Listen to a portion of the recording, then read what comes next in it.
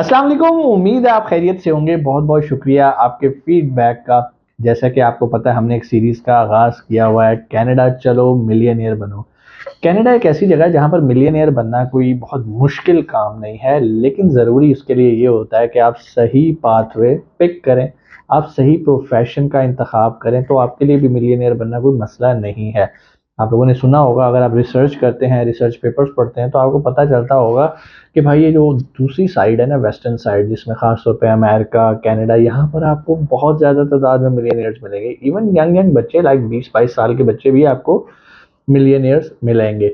उसकी कुछ वजह है, वहाँ का इन्वायरमेंट है, वहाँ पे हर चीज़ स्टैंडर्डाइज है, पैरामीटर के साथ चलती है, हर चीज़ के लॉ बने हुए हैं। जबकि अगर मैं ईस्ट साइड पे बात करूँ, पाकिस्तान इंडिया, तो यहाँ पर बहुत सारी चीज़ें भी लैक करती हैं। हम लोग सिस्टम उस तरह से डेवलप नहीं कर पाए जो कि बिजनेस फ्रेंडली हो, जो कि आपकी तरक्की में आपको बहुत हेल्प आउट करे। पाकिस्तान में आप कोई एक छोटा सा कारोबार स्टार्ट करते हैं, 10 इदारे आपको बंद करने के लिए आ जाते हैं। अभी कारोबार स्टार्ट नहीं होता, टैक्स आपसे पहले लेना शुरू हो जाता है। टैक्स वो कहते हैं जी हम तो नहीं ले रहे टैक्स, लेकिन आपने रिटर्न फाइल करनी है, तो रिटर्न कैसे फाइल करनी है, आपने उसके लिए वकील रखना है, खर्चा पहले दिन से स्टार्ट हो गया।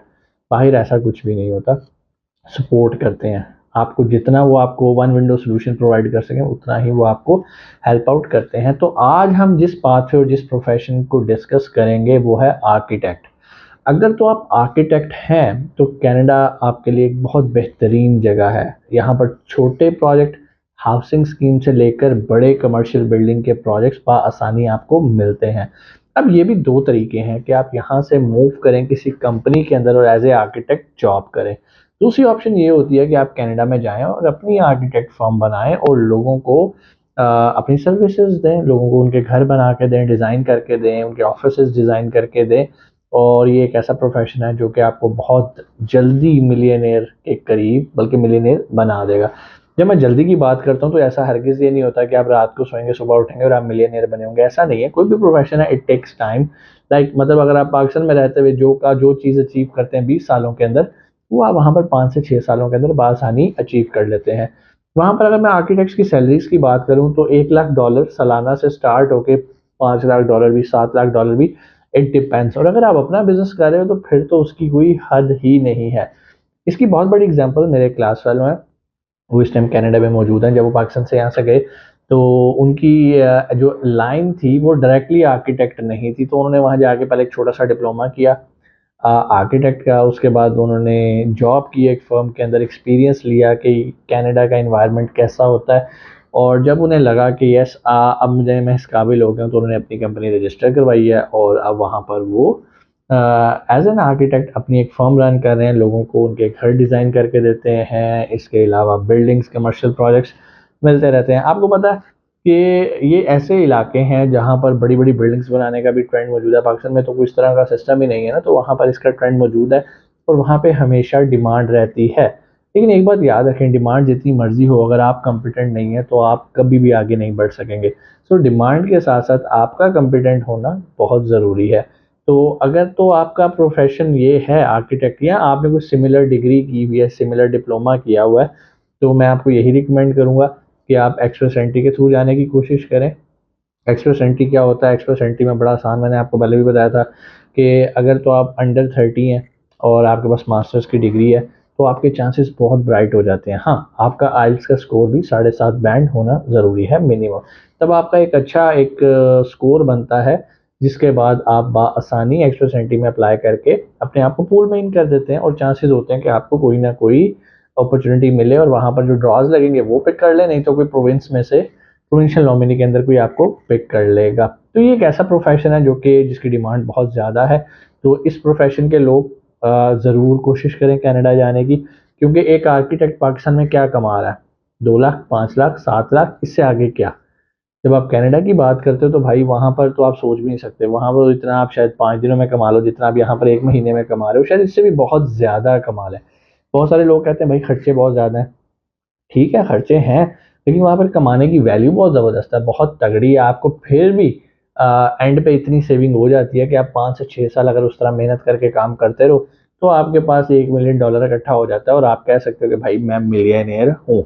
और ये वो चीज़ है जो कि शायद पाकिस्तानियों को लाजमी करनी चाहिए। हाँ, फिर वही बात, आपका आर्किटेक्ट होना ज़रूरी है। एक और बड़ी प्रॉब्लम जिस तरह मैंने अभी पहले भी जिक्र किया कि यहाँ पर हम बड़े से बड़े इदारे से अपनी डिग्री ले लेते हैं आर्किटेक्चर के अंदर, लेकिन जब हम उसकी इक्विवेलेंस करवाते हैं कनाडा से, तो पता चलता है कि यार वहाँ पर इसकी वो वर्थ नहीं है जो कि हमने यहाँ पर अगर 16 इयर्स ऑफ एजुकेशन के इक्विवेलेंट किया तो वो वहाँ पर उसको 14 के कंसिडर करेंगे। तो उसके बहुत सारे सॉल्यूशंस होते हैं। उसका फिर तरीकाकार ये होता है, वो आपको रिकमेंड यही किया जाता है कि भाई कोई भी एजेंट हो वो आपको ये रिकमेंड करेगा कंसल्टेंट जो है कि भाई आप ऐसा करो किसी डिप्लोमे में एडमिशन ले लो। साल का डिप्लोमा भी होता है, 6 महीने का भी होता है। तो बेहतर ये है कि आप उसी पैटर्न पे चलो, आप वहाँ पर कोर्स कर लो, उसके बाद वहाँ पर जॉब करो, कुछ देर एक्सपीरियंस बनाओ और फ़ौरन स्विच करो अपने बिजनेस पे। क्योंकि सैलरी में आपको टाइम लगेगा एक बेंचमार्क तक पहुँचते हुए, जबकि अगर मैं बिजनेस की बात करूँ, यू नेवर नो, बहुत अपॉर्चुनिटीज़ हैं। और वही अगेन बात आएगी कि भाई अगर आप कॉम्पिटेंट हो तो कोई भी शख्स आपका रास्ता नहीं रोक सकता। इसके अलावा और भी बहुत सारे प्रोफेशंस हैं जिनको ऑप्ट करके आप आगे बढ़ सकते हैं। उनमें से एक जो काबिल ज़िक्र प्रोफेशन है वो है साइबर सिक्योरिटी का।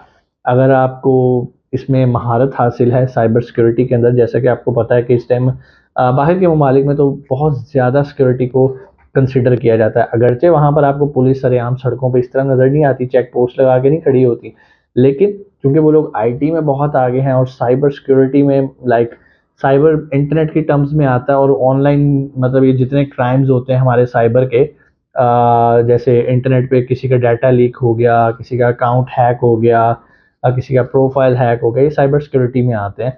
तो इसकी हम कंप्लेन करते हैं। मिसाल के तौर पे आपका मोबाइल भी अगर चोरी हो जाता है और उसके अंदर कोई आपका इंटरनेट यूज़ करते हुए किसी ने कोई वारदात डाल दी, तो ये भी साइबर क्राइम्स में ही आता है और इसको रोकने के लिए साइबर सिक्योरिटीज़ होती हैं।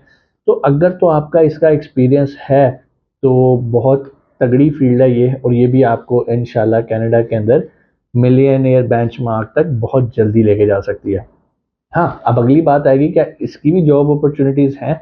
तो भाई इसकी तो बहुत ज़्यादा जॉब अपॉर्चुनिटीज़ हैं और पता नहीं शायद हमेशा ही रहेंगी, क्योंकि आगे वक्त बढ़ने के साथ साथ जैसे-जैसे इंटरनेट स्ट्रॉन्ग हो रहा है, चीज़ें आप देखिए जी मेटा की तरफ जा रही हैं, हर चीज़ वर्चुअल होती जा रही है, तो अब क्राइम्स भी जो है ना वो इंटरनेट पे ही हुआ करेंगे, साइबर लेवल पे हुआ करेंगे, तो उसको उसको सिक्योरिटी प्रोवाइड करना बड़ा ज़रूरी हो गया। तो अगर तो आप उसके माहिर हैं, आपने कोई ट्रेनिंग की है, आपने कोई कोर्स किया हुआ है, कोई डिग्री ली हुई है, तो भाई पाकिस्तान से आप बआसानी मूव हो सकते हैं। और मज़े की बात, ये वो प्रोफ़ेशन है जिसमें बड़ी जल्दी, क्योंकि वहाँ पर ज़रूरत है इन चीज़ों की, क्योंकि यहाँ पर तो अक्सर इंटरनेट इतना तगड़ा आता ही नहीं, बहुत सारे इलाकों में तो आता ही नहीं है, तो यहाँ पर सिक्योरिटी वाला उसका सिस्टम नहीं, वहाँ पर हर चीज़ सिक्योर जो है वो इंटरनेट पे हो रही है। आपकी मोबाइल बैंकिंग, इवन जो कुछ आप दुनिया की चीज़ उठा लो वो सब कुछ इंटरनेट पे है। तो जब सारा कुछ इंटरनेट पे चला जाता है तो वहाँ पर चांसेस ऑफ फ्रॉड भी बढ़ जाते हैं। कोई आपका बैंक अकाउंट ना हैक कर ले, कोई ये ना कर ले, कोई वो ना कर ले। तो उसके लिए साइबर सिक्योरिटी के एक्सपर्ट्स हमेशा चाहिए होते हैं डेवलप्ड कंट्रीज़ को, और कनाडा एक डेवलप्ड कंट्री है। तो अगर आप इस फील्ड से हैं और अपनी किस्मत आजमाना चाहते हैं तो आपको देर नहीं करनी चाहिए।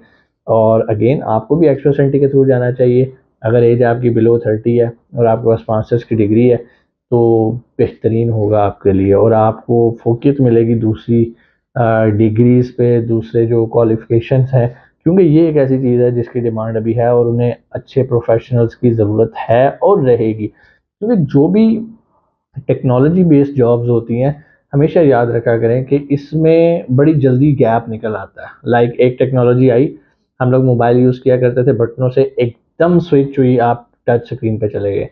अब वो मैकेनिक्स रहा जिन्होंने बटनों वाले मोबाइल रिपेयर करने सीखे थे, अब वो टच मोबाइल को रिपेयर नहीं कर पा रहे थे।